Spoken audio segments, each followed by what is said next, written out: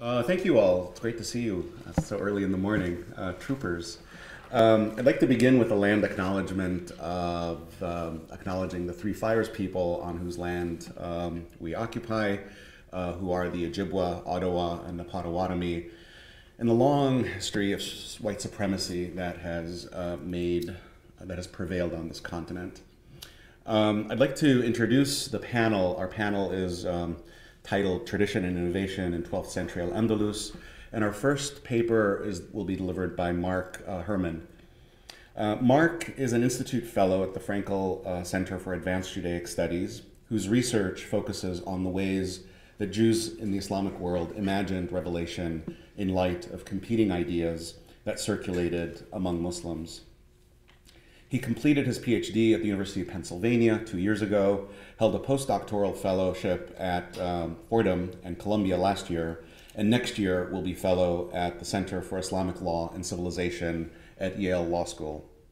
Marc's current book project is titled Imagining Revelation, the Oral Torah in an Islamic Key. His paper title is The Oral Torah as Ideology in al-Andalus. Marc Herman.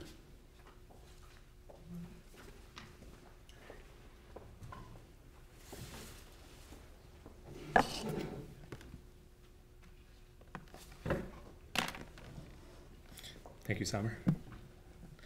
Before I begin, I would like to take the opportunity as the first presenter to thank Ryan and Jeff and the entire staff of the Frankel Center for inviting me to participate in this year's fellowship. Ryan and Jeff have fostered an atmosphere of camaraderie and allowed us, if I might speak for the group, an opportunity to develop ideas together and to learn from each other.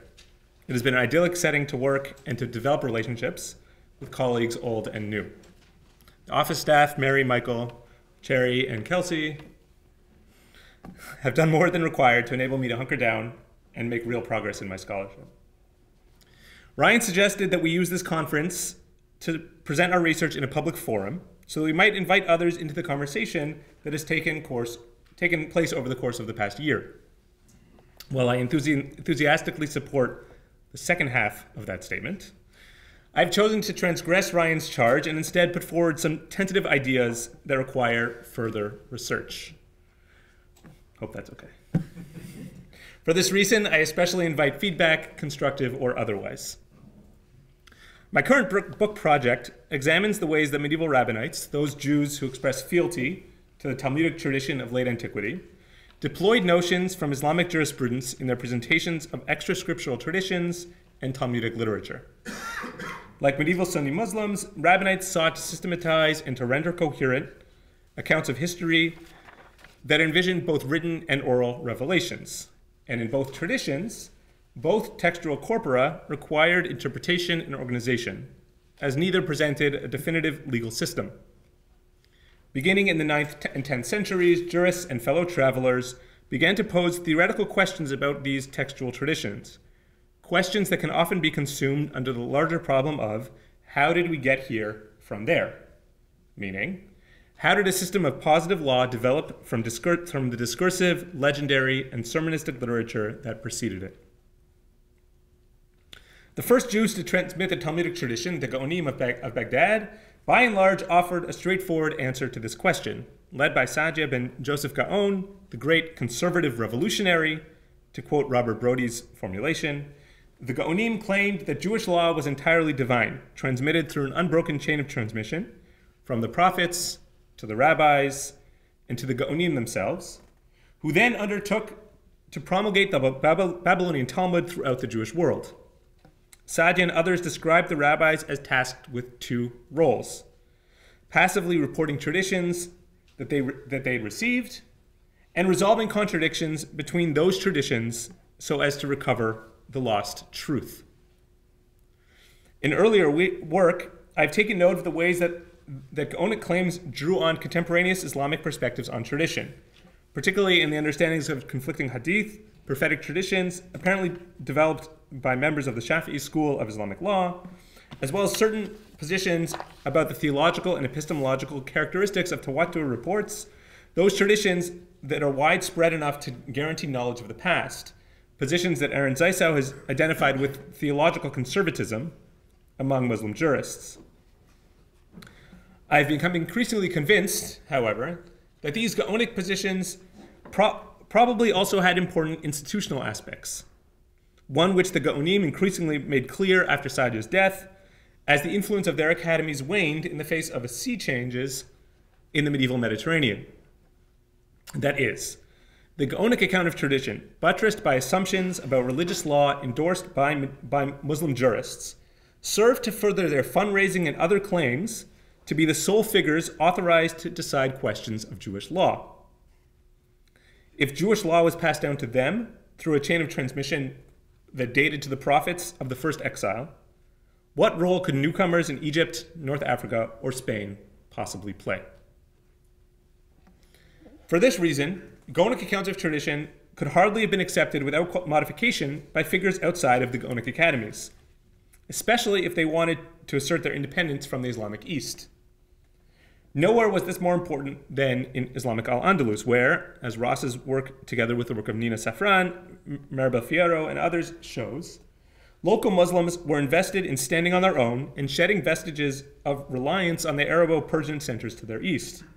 Ibn Daud makes this political context explicit when he reports that the Caliph was delighted with the 10th century arrival of Moses ben Hanoch in al-Andalus, signaling, in Gerson Cohen's translation, that, quote, the Jews of his domain no longer had need of the people of Babylonia, i.e. the legal authority of the Baghdadi academies. I'm therefore undertaking to analyze Andalusian comments about the nature and scope of revelation and about the authority of the Gaonim penned in the 11th and 12th centuries. Earlier Andalusi literature is sparse and largely unremarkable, as I will note in a moment. At this point, I could present something of a twofold hypothesis about these scattered and frequently unsystematic writings. Claim number one: Andalusi ideas about the oral Torah justified their authors' participation in the promulgation, interpretation, and application of rabbinic literature because Gaonic assertions did not leave much room in that tradition for those outside of Baghdad. Claim number two: when describing the oral Torah, Andalusi rabbinites drew upon ideas and sacred histories of local Maliki authors, members of the overwhelmingly dominant school of Islamic law in al-Andalus. This was partly due to what scholars have traditionally labeled influence, reflecting the dominant legal culture of the day, and partly because Maliki notions were helpful as Andalusi rabbinites sorted out their place in Jewish tradition. Two stipulations are in order, lest I overstate my hypothesis. Stipulation number one: Sephardic halachic literature of the generations between Samuel HaNagid and Ibn Daud, for example, the Nagid's Hilchot HaGavrata, Ibn Griyat's work on the laws of Passover or the laws of mourning, and in a different way, Ibn Migash's Talmudic commentaries, can be described as loyal to the Gaonim, insofar as they faithfully report Gaonic literature, especially Gaonic responsa, remaining today one of the primary repositories of these texts, and because they examine Talmudic discussions because although they examine Talmudic discussions with fresh eyes, they do not differ in significant ideological or methodological respects from North African or Provençal halachic compendia of this period. The same can be said, even more starkly, for the earlier responsa written by Moses ben Hanoch and his son Hanoch ben Moses, which exhibit similar respect for Gaonic legal positions and Talmudic interpretations. Perhaps the only remarkable fact about these texts, that is the earlier ones, is that these figures felt authorized to render halachic rulings. However, in line with recent scholarship, responsa from the West cannot by themselves be understood as a challenge to Gaonic authority, as it cannot be said that the Gaonim ruled Mediterranean Judaism as centralized authorities, seeing threats in the ascendance of Jewish centers outside of Babylonia. Stipulation number two: Andalusi rabbinites praised the Gaonim and lamented their demise in formal poetry. These poems are not merely ritualized statements of respect. I see them as reflecting a real sense that the Gaonim conveyed tradition and that their words carried weight. Rabbinite elites in al-Andalus certainly criticized Baghdadi poetics, grammar, and exegesis. But in the model of the late 10th century Baghdadi Mubashir ben Nisi Halevi's justification of his criticism of Sadia as an avoidance of taqlid, uncritical acceptance of earlier scholars, critical evaluation of earlier generations was an integral part of intellectual life across the Islamic world. The theoretical writings of the rabbinic class in southern Spain nevertheless offer a different perspective on revelation and the ancient rabbis than that of the Baghdadi Gaonim. Perhaps the primary consequence of this new model, that the Gaonim did not possess unique authority in the post-Talmudic tradition, was made most explicit in Maimonides' bold claim in the 1180s that the term Gaon is properly applied to any jurist after the Talmud, not just the heads of the Gaonic academies. Ironically, of course, the title Gaon derives from the very name of these institutions, Rosh Yeshivat Gaon Yaakov, heads of the academies which are the pride, Gaon, of Jacob. Yet, Ibn Daud in 1161 already used the term Gaon in the broader Maimonidean sense to describe the scholars of Provence, and more importantly, the unspoken upshot of Andalusi ideas about revelation was to undercut Gaonic authority and to authorize any post-Talmudic jurist to render legal rulings. As far as I can tell, Samuel HaNagid of the 11th century was the first Andalusi figure to articulate a disassociation from Gaonic authority. Ibn Daud would have claimed that this was no coincidence, as Bahya Gaon's death in 1038 marked the end of the Gaonic period and the formal demise of the Baghdadi academies, leaving Samuel with 18 years of life to begin the next stage of rabbinic sacred history. But Samuel's eulogy for Bahya contains a similarly audacious statement, asserting that Bahya was ordained to decide halachic questions, but after his death, v'chisara emet mipum misura, the Gaonic academies are no longer able to soundly resolve problematic questions. Moreover, Samuel postulated, Kfar nishvu b'nei Bavel b'Afrikei v'Hispania. The residents of Iraq are now equal to the denizens of Africa and Spain. This latter contention, should probably be contrasted with Bahya's own demand that in his panegyric for Judah Rosh HaSeder, that text be recited throughout the Jewish world, a request that Jonathan Dechter has understood to be a claim for broad personal authority. Samuel thus marked Bahya's death as a turning point in the standing of the Gaonim, much like Ibn Daud would do over a century later. Samuel's oft-treated introductory poem to his work on difficult Talmudic passages similarly salutes himself as a halachic authority. In the first line, Samuel asserted that God granted him the ability to reach sacred decisions, v'zikani l'horot. Such a claim maybe seems superfluous in a work dedicated to this goal. But the ability to reach hora'ah, decision or instruction, stands in stark contrast to Shriya Gaon's depiction of Jewish tradition after the 5th century. Based on the Talmudic claim that Ravina and Rav Ashi constituted sof hora'ah, the end of instruction, Shriya argued that in the Saboraic period, perhaps the 6th to 8th centuries, whatever that means, only, quote, explanations and opinions approximating hora'ah continued, implicitly downplaying the status of any later rulings as well. The remainder of Samuel's poem continues to strike at the heart of Gaonic uniqueness or even legitimacy. Rather strangely, Samuel blamed the rise of heretics, presumably Karaites, on errors that crept into Gaonic literature, asserting that he would correct these mistakes. And when an imagined interlocutor challenged the assumption that a Gaon could err, Samuel rebuffed him, pointing to the content of his own ideas as evidence of his claim. The Nagid's Hilchot Gavrata similarly primarily survives in quotations in later halachic literature, presenting substantial challenges of reconstruction and interpretation. Mordecai Margoliot maintained that this work aimed to be a complete statement of Jewish law, and therefore constitutes a significant precursor to Maimonides' Mishneh Torah, while Shraga Abramson posited that it was narrower in scope, addressing only disputed halachic matters. It is fair to say, I think, that Abramson's approach is a more compelling read of what survives from this work. As a third scholar noted, after treating the relevant Talmudic text and Gaonic ruling, Samuel frequently introduced his own view by stating, V'li'it mirabanan de'amrei, and I have teachers who hold otherwise. Whether or not this was true in every instance, rhetorically, these statements place his own tradition on par with that of the Gaonim, a realization of the proposal that the residents of Iraq are equal in standing to those of Africa and Spain. Among the next generation of rabbinic elites, Isaac ibn Riyad and Bahya ibn Paquda articulated a vision of the oral Torah that broke with what I have termed Saadia Gaon's revelation-only approach to Jewish law. Ibn Riyad's surviving halachic writings, perhaps even more than those of the Nagid, imply fealty to the Gaonim, to the authority of the Gaonim, as Gaonic responsive fill virtually every page of his 2 legal works that survive. Yet, as I argued in an essay published last year, the introduction to his commentary on Ecclesiastes contains perhaps the earliest implicit rejection of Gaonic ideas about revelation.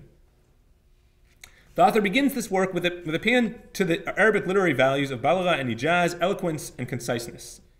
Ibn Riyad connected these characteristics of scripture to his presumption that only those who possess, quote, reason and understanding can properly be subject to divine mandates. These conditions, for the author, allow commanded individuals to derive new legal cases from received principles in a sound and authoritative manner. Citing the standard rabbinic defense of the authority of the sages after revelation, Ibn Riyad noted that Deuteronomy 17 charges attending to the judge who will be in those days, and does not require turning to prophets for legal guidance. After the end of prophecy, therefore, Israel must be guided by legal experts who took the place of the prophets. But these jurists are, in fact, superior to the prophets. As the Talmudic adage states, Chacham adif min navi, a sage is superior to a prophet. Ibn Riyad explained that the sage's superiority to the prophet is based on the use of his own intellect to expand upon received tradition, while a prophet passively conveys revelation. Ibn Riyad then overturned Sa'di's approach as the former positioned the sages not as tradents, but as active contributors to revelation. His chosen proof text, Chacham adif min navi, a sage is superior to a prophet, is particularly striking because the 10th century Iraqi Karaite Yaqub al-Kirkasani cited this very maxim in order to undermine Sa'di's contention that the rabbis only passed on received knowledge. Kirkasani actually understood this phrase exactly like Ibn Riyad did, while earlier rabbinites outside of al-Andalus had resorted to apologetics in response to repeated Karaite citations of this phrase in polemical contexts. Moreover, the notion that jurists utilize reasoning in order to expand divine law aligns with the Maliki deployment of ra'i, that is, speculative expansion of norms, and other tools that move beyond the revealed corpus of Islamic traditions. In fact, as Malikis came under attack for their use of ra'i in the 10th and 11th centuries, they made an intellectual move that parallels a third feature of Ibn Riyad's imagination of revelation, grounding novel cases in received principles, in Arabic, the furu' and the usul. Ibn Riyad used this exact imagery when defending his reading of the maxim that sages are superior to the prophets. Many of these ideas reappear in the thought of Bahya ibn Paquda, more or less a contemporary of Ibn Riyad.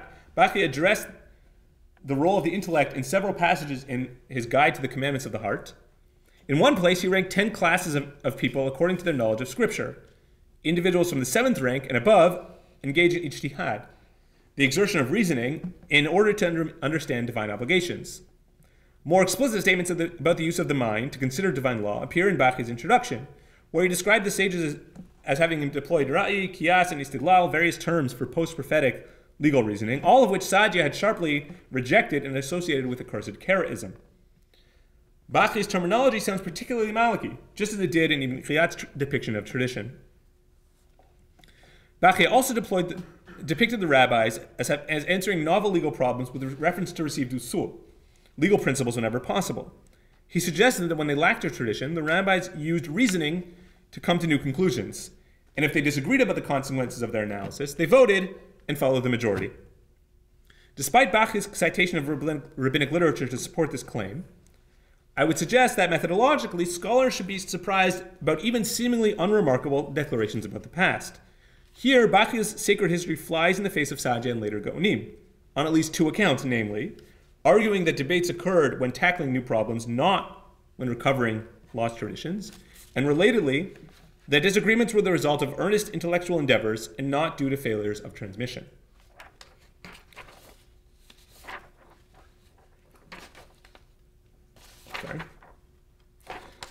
The supposition that the rabbis argued about the interpretation of received usul likewise echoes contemporaneous Maliki explanations for disagreement, namely, the claim that debates among early Maliki jurists arose in the course of interpreting ambiguous texts. The Maliki reformer, Ibn Abd al-Barr, who died in 1070, was one of the earliest Andalusis to approach debate in this way, and his successors, Abu al-Walid al-Baji and Abu Bakr al-Arabi, made similar claims. Another well-known aspect of Bahya's presentation of legal tradition reprises a topos of contemporaneous Malikism, namely that certain individuals gratuitously focus on improbable or convoluted cases. Bahya's eighth level of scholars are those who are not satisfied with the ijtihad of the Talmud. These scholars generally represent an improvement over the 7th class, but stumble when they seek to address cases unknown to that literature that are obscure, uncommon, or even strange in a sanctimonious search for self-aggrandizement. Similarly, in his introduction, Bahya recounted that one sage was asked about a bizarre case of divorce law. The sage sharply responded that the questioner had asked about a meaningless matter, what Bahya described as, quote, speculation regarding obscure cases and their uncertainties, despite the questioner's ignorance of matters of far greater importance, i.e. commandments of the heart. Contemporaneous Andalusi Maliki and non-Maliki literature similarly maintain that certain Malikis belabored arcane cases and legal details at the expense of more consequential topics, namely abiding legal principles. Such criticism led a group of 11th century reformist Maliki to stress usul al-fiqh and usul al-din, legal and religious principles. Bahya made similar assertions throughout his introduction, dismissing those who were interested in rare legal topics in favor of his own moral and spiritual program. Scholars have long recognized Ibrahim ibn Dawood's Book of Tradition as the boldest 12th century defense of Andalusian independence from the Gaonic academies. Ibn Dawood thus announced that the period of the Gaonim had come to an end with Bahya's death in 1038, an event that he heralded as a new stage of Israel's history. Ibn Dawood, no less than modern scholars, was aware that nobody in Baghdad had heard this news, as he spoke of Bahya's successor in that city shortly after pronouncing the end of the Gaonic period. Though I should note, following Yves Krakowski, that certain contradictions within the Book of Tradition might be due to disagreements between Ibn Dawood's sources. Chronologically, Ibn Dawood imagined al-Andalus to have been inaugurated as a true seat of learning with the arrival of one of the 4 captives, Moshe ben Chanoch, which Ibn Dawood placed in the 940s, during the lifetime of Bahya's father, Shrira. This providentially infused account, in fact, competed with 2 other foundation legends of Sfarad. Samuel Hanagid's declaration of al-Andalus to have been a center of study since the destruction of Jerusalem, and Judah ben Barzilai's report that a certain Natronai came to Kfitzat HaDerech by flight or some other supernatural means and taught the Talmud to the Jews of Sfarad. This latter claim appears to coincide with a brief mention in Shrira's epistle of a figure of this name who allegedly traveled to the Maghreb or the West, leading several scholars to date this event to sometime before 772. Regardless, this legend must have circulated widely, as Ibn Hazm mocked it as impossible in the late 10th century. Ibn Dawood's account has Moshe ben Chanoch ransomed by the Jews of Cordoba despite their ignorance of his scholarship. During a study session, while still unrecognized, Moshe challenged the local rabbi's presentation of the ritual immersion of the high priest on the Day of Atonement, and Moshe's correct explanation of this topic won the students' adulation. Leaving nothing to the reader's imagination, Ibn Dawood declared that the Jews of 10th century Spain possessed poor knowledge of rabbinic literature. Despite much analysis, scholars have not noticed that this contention echoes the Maliki notion that earlier members of their school suffered from inadequate knowledge of hadith and prophetic traditions, an idea that helped them justify certain changes to Maliki legal practice. While Ibn Dawood exhibited no such tendencies, perhaps one reason that he described Moshe ben Chanoch as a revolutionary figure and did not imagine the history of Sfarad as the Nagid or Judah Barzilai had, was the resonance of his history with the Maliki visions of the past. Now, not without justification, Moshe Halbertal and others have considered Ibn Dawood to have repeated Gaonic ideas about the oral Torah. Ibn Dawood indeed underscored that the rabbis received prophetic tradition and were trustworthy transmitters and who would not lie. These themes are especially pronounced in his philosophical work, Al-Aqidah al-Rafia, the Exalted Faith. However, this analysis misses at least 2 of Ibn Dawood's assertions. First, the Book of Tradition does allow for rabbinic decrees by way of haskamat kulam, consensus, i.e. ijma. And as far as I can tell, this idea is absent from the Gaonim, who by and large failed to account for the idea that the rabbis had generated law. Second, Ibn Dawood tapped into Maliki apologetics by suggesting that the rabbis never argued about legal principles, only about offshoots thereof.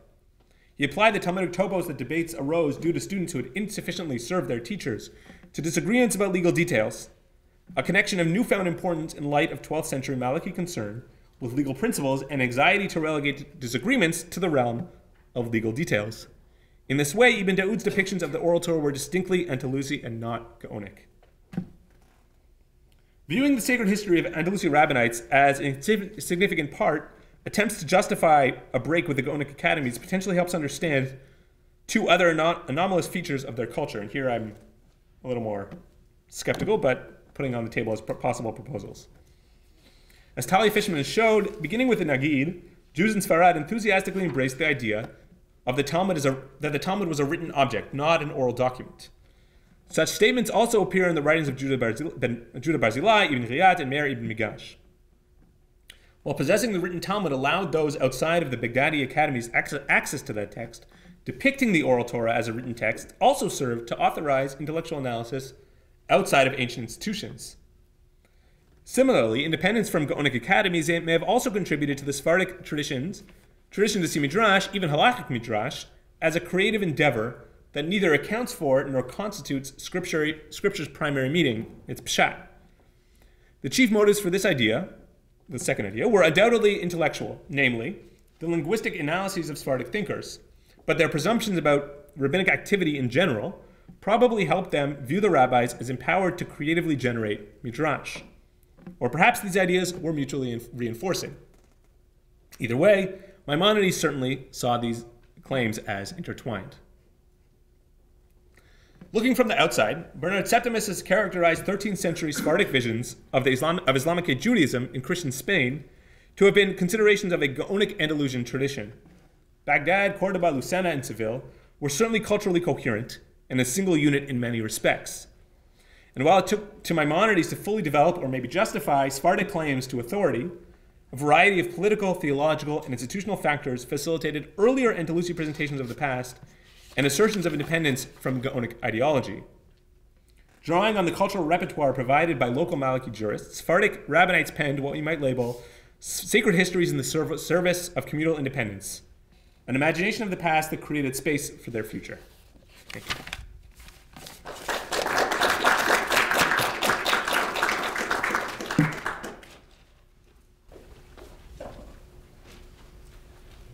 So that we can preserve equal time for both presenters, we'll have about 5 minutes for questions, discussion. I turn it to you.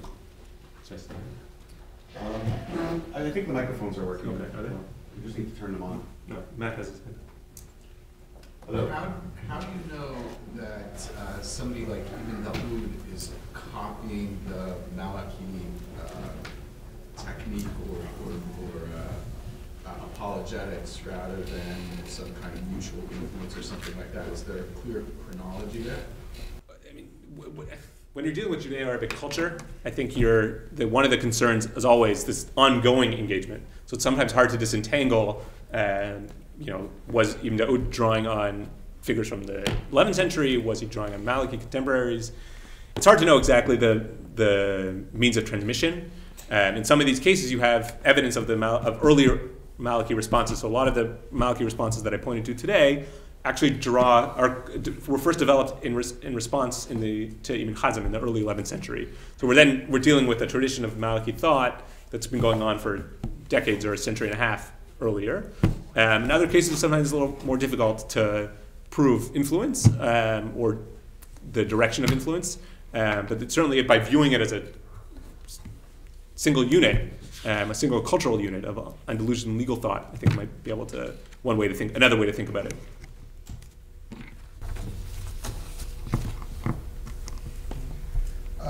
This was wonderful, an extension of what you taught us earlier in the year.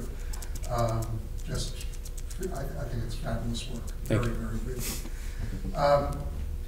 What I think you showed was that we have to be careful and separate assertions of independence that might exist in the sources from what you've traced as a process that led to it. So, and this is what I think has led people into error in interpreting, say, the period from the establishment of the academy in Cordoba, Lucena, to Ibn Daud, and to over-rely on his later interpretation of those events. You've pinpointed it. I mean, the sources are really scanty, but that something new is being articulated by Samuel the Nagid. But I think it's evidence of a process that begins with the establishment of a new rabbinical academy, lots of fanfare apparently in other directions, and together with intellectual ambition. And that then, with the waning of authority, whether it's with the death of Halevi or not, it doesn't really matter, the beginnings of an awareness of looking around and seeing that maybe these developing Sephardi traditions really are taking things in a new direction that are concretized then in legal theory, which is probably more important than the individual disputes about specific practical law. Is that that's a very helpful way to think about it. Yeah, thank you. That's what I learned. I agree. Yeah, and there's certainly a long process, and there's certainly a lot of factors that went into it. And I think that it's clear that the ideology takes time for them the self-confidence, and it's a combination of their own ascendance, and Baghdad certainly wasn't producing the kind of figures. They didn't wake up with Moshe ben Hanoch and say, okay, we're going it alone. Right. Yeah, and it took also, the Baghdadi academies did enter a decline in the late 11th, certainly by the 12th century.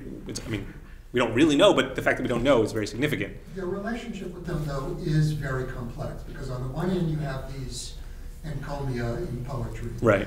I think fewer requests for a responsa.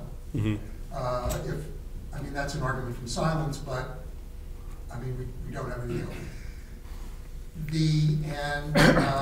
But the academies are getting increasingly desperate for funds. Right. So and here we have the letters, they're tearing my hair out, trying to get more money from places like Ghurba. So there is, socially speaking, socially first, and then secondarily intellectual, a beginning of a shift in the power relationship between Ghurba and Baghdad. Right. And some of the more audacious claims from the Gonim only appear when they're in really desperate straits. Like, we're so great, look how great we are. It seems to suggest the fact that they're not so great at all.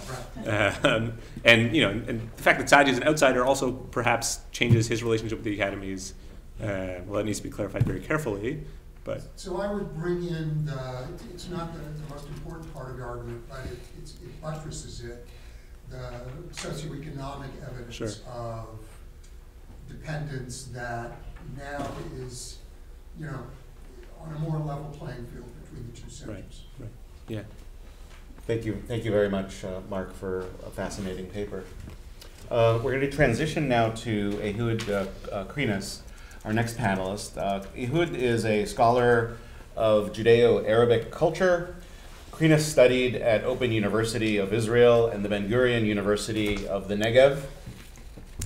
Krinis is author of God's Chosen People, Judah Halevi's Kuzari, and the Shiite Imam Doctrine, which came out in 2014.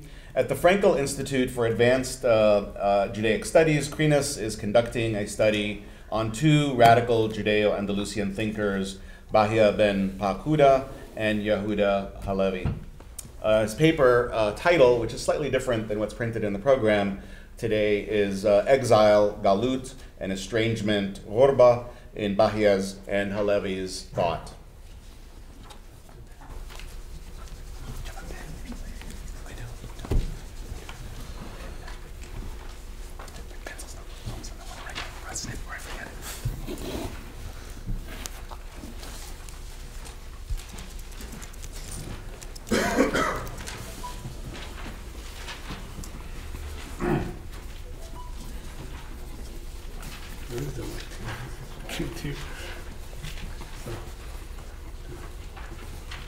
There is some light here, so we can.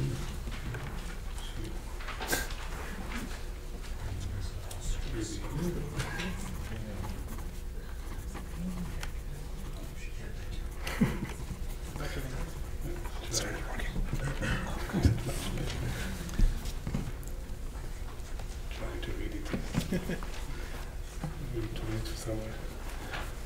Okay. Good morning. I'm actually facing three problems in my reading the paper here. First is that my colleagues in the group already read what I'm going to read here. So my colleagues in the group you can go and eat bagels and drink coffee while I'm reading here the paper. It's okay. The second problem is even more serious. Is that with Bahya and Paquda and Judah Halevi, that unfortunately they didn't read the Marc and Ross studies, so they were not aware that Jewish Andalusian culture is unique and exceptional enough. You don't need to push it more to the exceptional. It's okay. So that's what happened, because I think that in the long run, their exceptionalism was actually the one that have the most impact on Judaism for the centuries. And the third problem, is maybe the most serious one, is that in writing this paper, I inserted much English words into the paper. And actually not really judging whether a kibbuznik like me is really able to pronounce all those words correctly.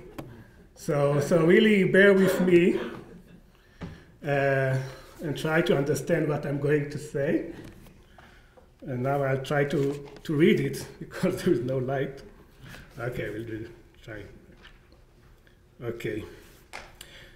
So duties of the heart, as it's called, but I think that Marc suggested alternative translations to Bahya's work, instructions to the commandments of the heart.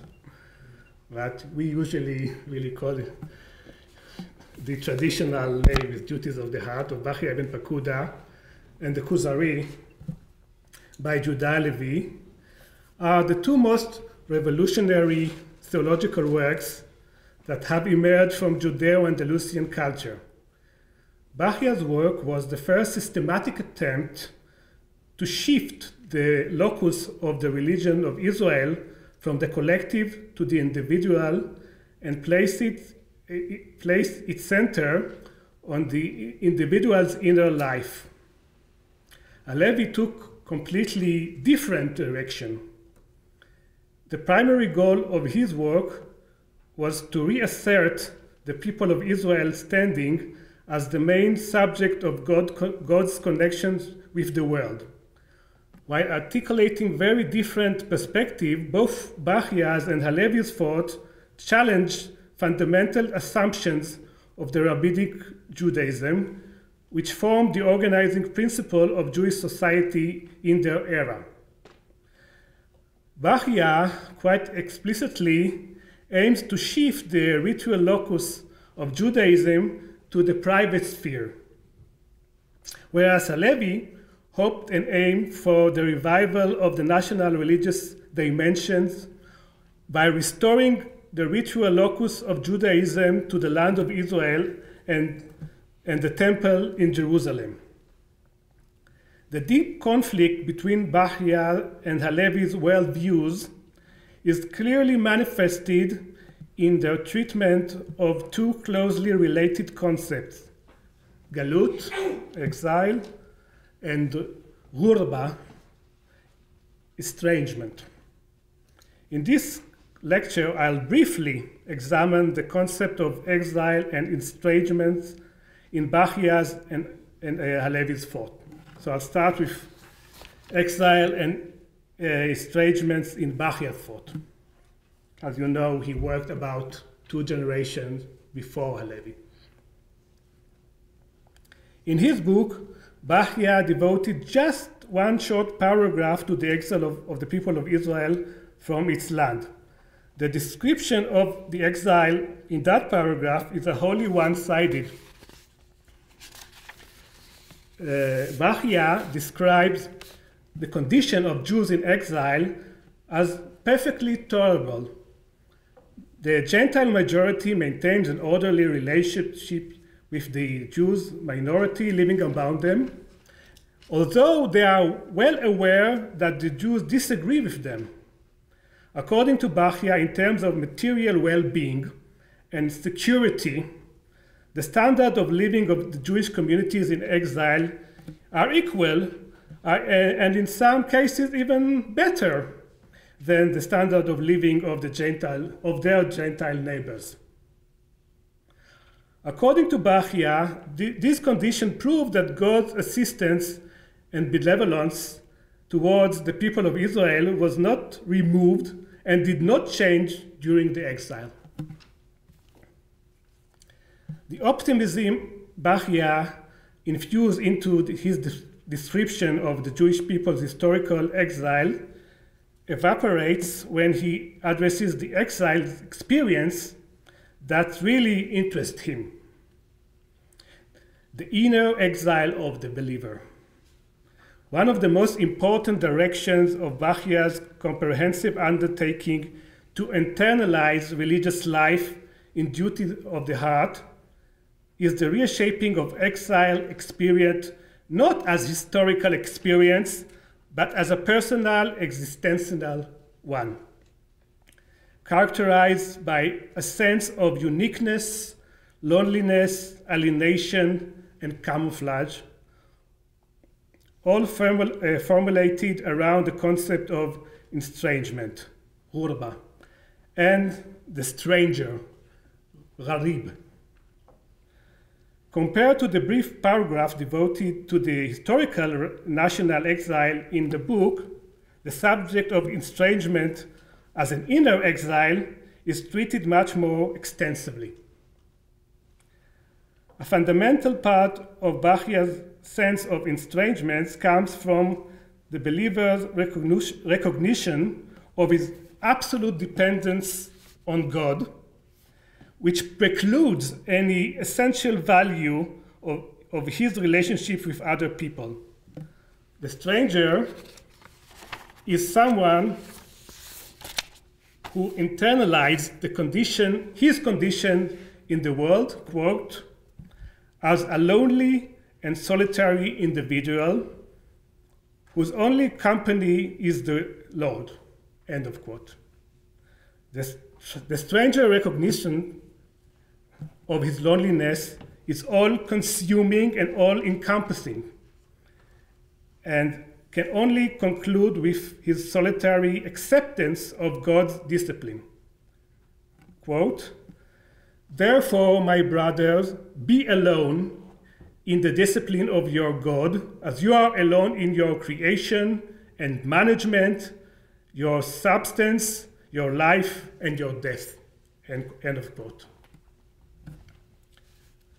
Two statements by Bahya cast light on the loneliness of the stranger. According to one, the stranger ought to direct his true solidarity only toward those who are strangers as he is. According to the other, the one who chooses the path of inner work of God may reveal his innermost thoughts only to admittedly very few who comprise the elite of the elite. Bahya, who at least according to his introduction to his book, lived in a society whose members failed to engage in the duties of the heart, seems to not have been able to expect, having met other strangers with whom he would express true solidarity and to whom he could have revealed his own innermost thoughts. Elsewhere, Bahya's depicting of the stranger as one whose condition is the direct opposite of the woman of Shunem, Hashunamit, who said of herself, "I dwell among my own people, בתוך עמי אנוכי יושבת." This is in the chapter 4 of the second book of Kings. Bahya has claimed that the stranger's state is in opposition to the Shunammite-like people around him should be understood as existential declaration. touching on the believer's permanent inner state of exile. The believer who wishes to serve God in an inner way is a stranger in exile in any historical society or historical era or religious setting to which he nominally belongs. The stranger, contrary to the woman of Shunem, does not dwell among his people as someone whose existential inner consciousness does not attribute any essential value to any social setting in which he may operate. In Bahya's word, what is the relationship between you and others? What is the tie that binds you and them to you? Indeed, you are but a stranger in this world. End of quote. Consequently, within any given society, strangers' loyalties are mere external instrumental ones. In accordance with this instrumental attitude, it is most beneficial for him to profess obedience to the local ruler in order to seek from him immediate physical protection. By using the example of the woman of Shunem, Bahya provides a clear expression to the alienation and estrangement that the existential strangers, including Jewish strangers, feel toward their national and other social ascriptions. In other words, the stranger as an ultimate exile is also, and in particular, an exile from his own society and people. Okay, now I move to exile in Halevi's thought. Just as Bahya stood out as the thinker for whom the Jewish people's historical exile played so marginal a role, Halevi stood out as the thinker for whom historical exile occupied a major role. Halevi's poetic output provides us with the principal evidence whereby the exile of the people of Israel, masterly described in the harshest of terms, this is the central motif in his liturgical work, appearing in hundreds of works that can be described as poems of exile. In the Kuzari, the importance of the exile already reflected in the book's official title, the Book of Refutation and Proof on the behalf of the despised religion. The title hints to the fact that the main aim of the book is to justify the chosen status of the Jewish people and the Jewish religion in the light of the grim historical reality of exile, in which it is considered as a despised religion. In the Kuzari, Halevi's anchor Israel's existence as God's chosen collective in the primordial order of creation. The aspect of the Godhead referred to as, among others, as the living God, exists solely for the sake of the living community. How then it is possible that this collective, whose nature is so superior to all other collectives and receive a special and exceptional divine treatment, has for more than 1,000 years has been stuck in exile, inferior and enslaved and humiliated by those inferior collectives? This question reverberates throughout Halevi's poetry and theology with such a force that the great writer, who was nothing but, if not honest, does not profess to provide a decisive answer to it. Instead, he strives and succeeds in formulating this question as extremely and acutely as his unusual, vivid, emotional, and theoretical powers of expression allows him.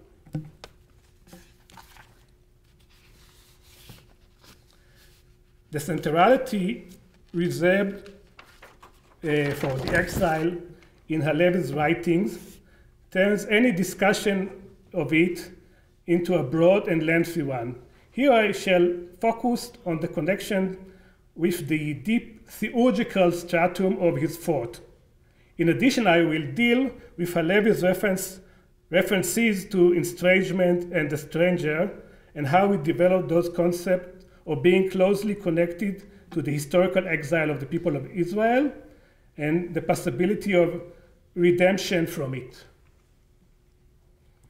The description of exile in the dialogue of the Kuzari second part, where the issue of the exile with all its thorny applications is raised, appear immediately after the discussion Halevi devoted to the full realization of the theological relationship between God and his people during the tabernacle and the first temple periods by means of ritual service.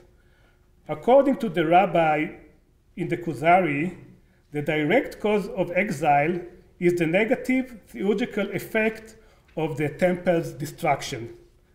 The people of Israel exile is described as inevitable, immediate outcome of the collapse of the theological order whose center was the temple. The temple's destruction and the end of the temple rites created a domino effect at the end of which the people of Israel found itself cut off its land and scattered to the four corners of earth. The exile then is inescapable result of the disruption of the theological bond connecting the chosen people to the chosen land because of the collapse of the third party, that of the chosen ritual of the temple, in the temple. Immediately after that, the rabbi tried to somewhat soften the almost desperate impression of the people of Israel condition in exile made by his previous descriptions. This softer approach connected to Halevi's unique doctrine of commandments. Halevi's doctrine regarding the commandment is based on a distinction between the rational and political commandments, the type of commandments lacking any theological value, and the divine commandments, the type possessing a theological value. Although most of the divine commandments can be performed only in the land of Israel, and more specifically only in the context of the temple rites, few are applicable only outside the land in Israel and independent of the temple, such as the circumcision and the Sabbath. Thus, the possibility of continuing the practice of the divine commandments unlinked to the land of Israel is precisely what preserves the spark of the theological vitality of the living community of the people of Israel, even under exile conditions, albeit at a much reduced level. Thus, the destruction of the temple and the end of the service created a vacuum that cannot be filled. The existence of few divine commandments in exile, such as the circumcision and the Sabbath, serves only to safeguard the minimal theological effect need to prevent the complete utter rupture of Israel's connection with God. The theological background behind Halevi's understanding of Israel's historical exile received illuminating expression in the short poem, The Lovely Door Far From Home. And here I rely on an expert to read. The expert is ready to read it. I'm going to read it from here. Yeah, read it from there, yeah. I was going to say, Ata Mori V'Rafi, Aval Misarevet Aliyah. So I'll do it from here. The lovely doe, far from her home, whose lover is angry. Why did she laugh? She laughed at the daughter of Edom and the daughter of Arabia, covet her beloved. Why, they are nothing but wild asses. And how can they compare to the doe, nestled against her gazelle. Where is the spirit of prophecy found? Where the lampstand, the Ark of the Covenant, the ever-present Shekinah? No, my rivals, do not try to quench love, for if you do, it will blaze up like fire. Thank you very much, Ross. Come here and continue to read the rest of my paper. Okay, so the laughter of the lovely doe, standing for the people of Israel, at the daughter of Edom and the daughter of Arabia, standing for the Christians and Muslims, who covet her beloved, standing for God, is a surprising, even astonishing motif that Halevi waves into this poem. In the many appearances in his poetry of the feminine figure personifying the people of Israel in exile, she is described as lamenting her bitter fate, whereas here, in a truly rare moment, she is described as laughing. This may be the only of Halevi's many poems of exile in which the feminine figures observes Christianity, Christians, and Islam and Muslims from a position of strength while still in exile. The laughter and position of power and confidence of this lovely doe reflect the assurance that she cannot be replaced. Her beloved cannot take another partner while she herself is banished far from home, or far from her home, in the land of Israel. The claim Halevi attributes to the feminine figure of the people of Israel in exile is based on his theological understanding whereby Christians and Muslims, the wild asses of the poem, are among the ones who, because of their inferior human nature, are unfit and thus incapable of adhering to the unique manifestation of God, which is designated only for the people of Israel. Consequently, no other group of people can receive the beneficial divine gift involved in this relationship, such as prophecy, the menorah, the lamp, the Ark of the Covenant, and the presence of the Shekhinah mentioned in the poem.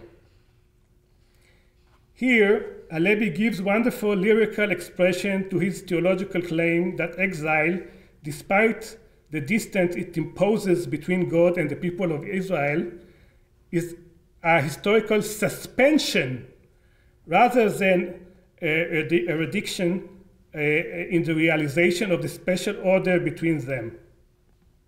So much so because of other religions and nations' essential inability stamped into the very order of creation to replace the people of Israel as the partner in the erotic theurgical relationship with God. So now I'm turning to the estrangement in Halevi's thought.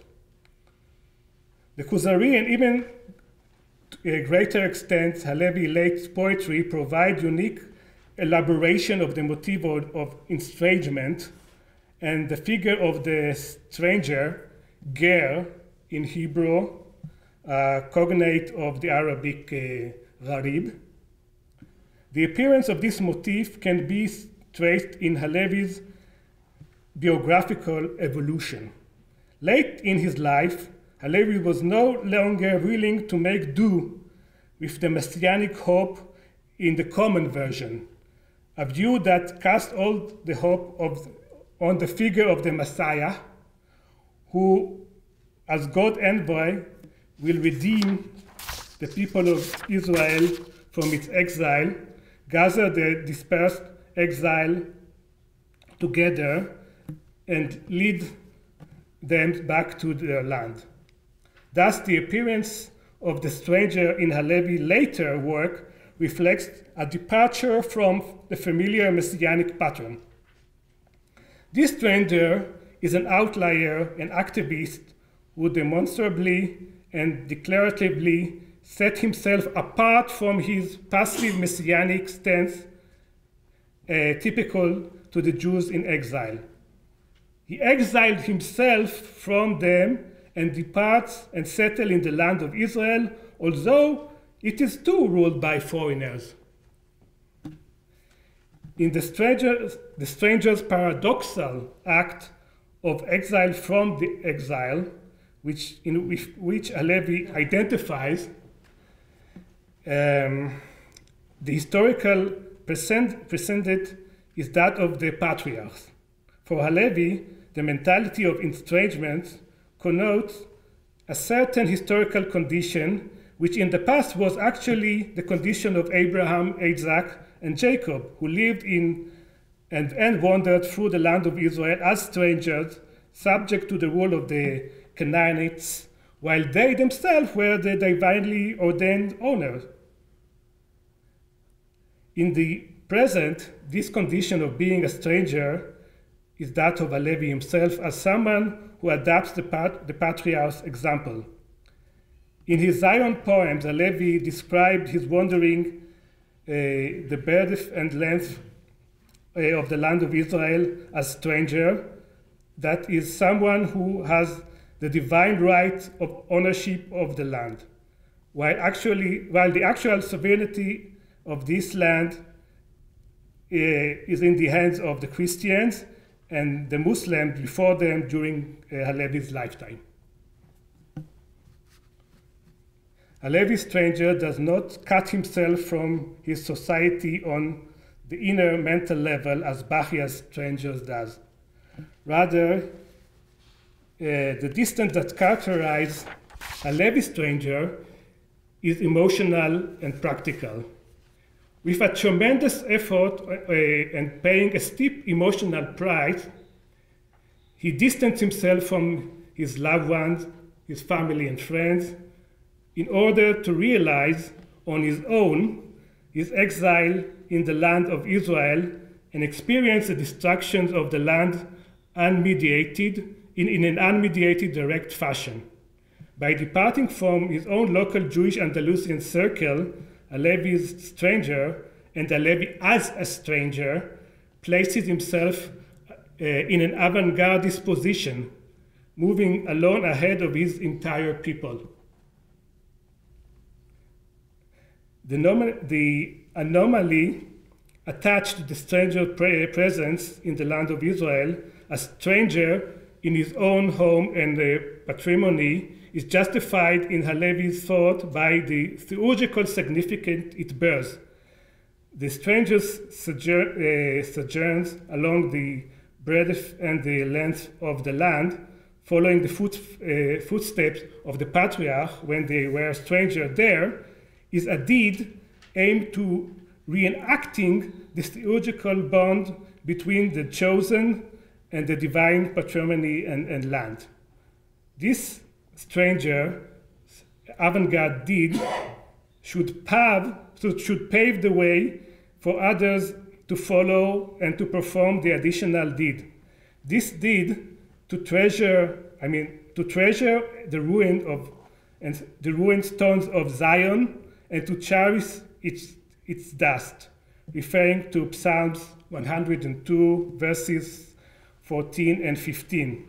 Is also mentioned several times in Halevi's late poetry. Halevi gives it a special significance by placing it as the rabbi's last message in the Kuzari. It functioned as a complementary stage in the process of reenacting the theological match between the nation in exile and the land in exile, even though it is still subject to rule of foreigners. According to Halevi's theological understanding of the psalmist's intention in the Psalm 102, quote, God will surely arise and take pity on Zion, for it is time to be gracious to her, the appointed time has come, verse 14. So this godly act comes as a theological response to his servants treasure its stones and cherish its dust. This in verse 15. I'm quoting verse 15. So, thus, the stranger first, then others who would follow his lead will take upon themselves an active role in enhancing Zion's redemption by performing the two above mentioned special theurgic deeds. Halevi's motivation in writing the Kuzari was fostered by the need to supply his readers, first and foremost, his immediate circle of friends and associates in al-Andalus and beyond, with an explanation regarding his estrangement from them and his choice to be a stranger in the land of Israel. In writing the book and the Zion poems, Halevi also aspired to pursue some of those readers to join him for the second stage of the mission, releasing him from his initial state of estrangement and seclusion. Halevi himself may have sensed that this hope was unfounded. The radical path of his emotional and intellectual world carried him far away from the mentality of his own Andalusian society. Like Bahya, he was destined to be and remain a stranger. Thank you very much.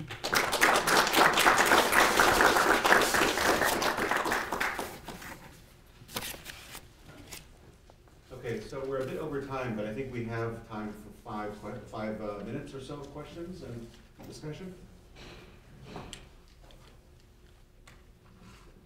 Thank you, Ehud, for this most impressive paper.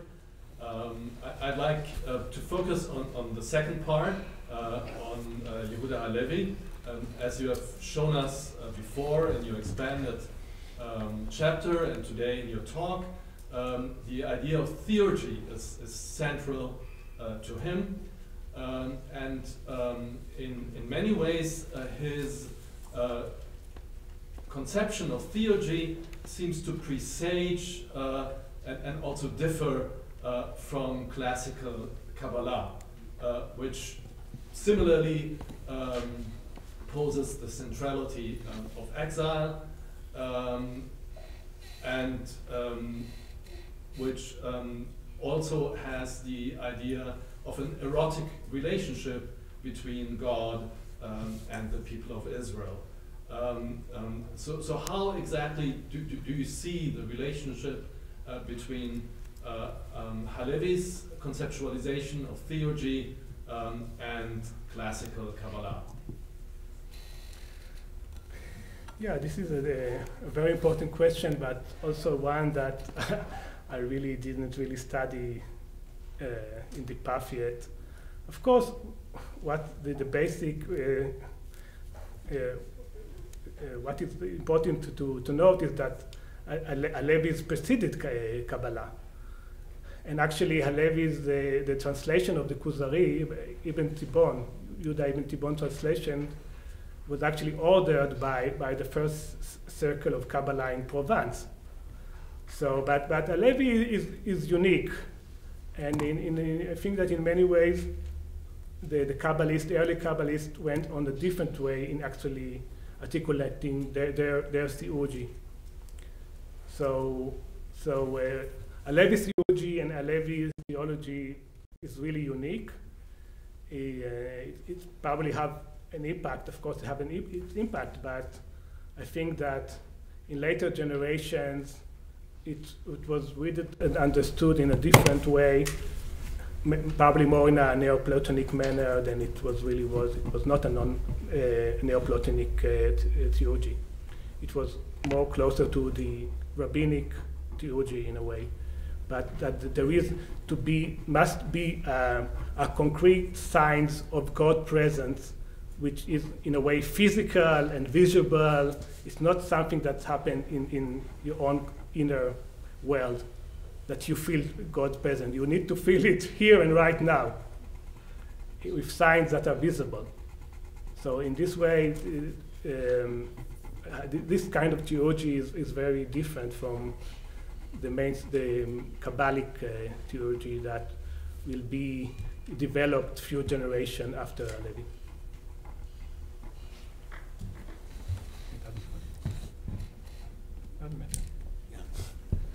Yes. The erotic relationship is not at all new. I mean, it's implicit in rabbinic interpretation of Song of Songs. So there's a long heritage that even precedes Sufi poetry or the invention of this kind of poetry in the Al-Andalus.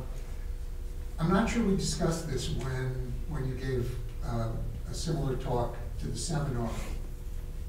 And it's a different way of looking at his plan than the theurgic, and I totally accept your presentation, which is wonderful.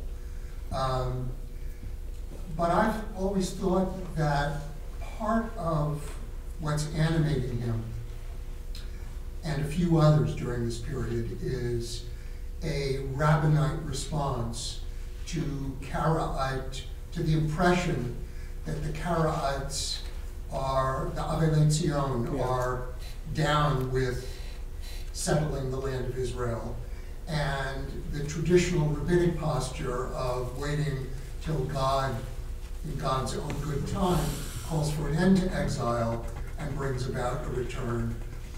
That this puts a kind of historical, theological, social pressure on rabbinites. And there's a little bit of evidence for a response to this. And I think that Halevi, part of it can be understood in that historical context. I wonder what you think about that. Yeah, for sure. It doesn't contradict what I say, just enforcing it, yeah. And you're right, the mourners of the Karaite mourner of Zion is a very interesting movement, and it's collapsed. It collapsed just when the Crusaders actually took Jerusalem at 1099. That was the end of this very unique community, and I think that I told you that I think that maybe Halevis felt that this is the time that we Rabbinite need to take lead, and then we need to actually start our movement and our presence in Zion. Yeah. Yeah, go ahead. So I wanted to follow up on Martin's point about Kabbalah, not classical Kabbalah, but in fact Abulafia. One of the things that people had the hardest time swallowing from Edel's work on Abulafia was Abulafia's idea that the Messiah is, I don't think he denies that it's going to, that is something that will occur on the historical plane, but he also talks about an internal messianic event that seems, in fact, a lot like things that you said about even Paquda, this event occurring inside, very foreign to most people's ideas about the Messiah. So you said that there's a very likely influence of Halevi on the early Kabbalah in Provence, which seems entirely likely. I wonder about Bahya. Yeah, Bahya is actually setting the foundations, the systematical foundation of speaking about, all this inner experience in Judaism. He's doing it in Judeo-Arabic, but he's translated already at the second part of the 12th century, and his work becoming quite popular. But Bahya have no messianic prospect. This is very important for understanding Bahya. And Bahya is actually very much under the impression of Sufi thought, that existential for a feeling and thought that the here and now is matters, and any future messianic or non-messianic, it doesn't matter. Actually, I argue in parts of my work that I didn't read to you now, that for Bahya, exile is for the strangers. Bahya strangers, the exile condition is actually much more comfortable than actually starting again, rebuilding this nation. And he is actually in conflict with Halevi on that point. So Bahya, in terms of Messianism, is completely aloof from Messianism, and this is another very important feature of his thought. This concludes our time. Thank you very much, Ehud, for a compelling paper, and thank you all for joining us. This concludes the panel. The next panel will convene at 11 o'clock. It's entitled Andalusi Self-Fashioning, and we'll be back at 11. Thank you all for joining us.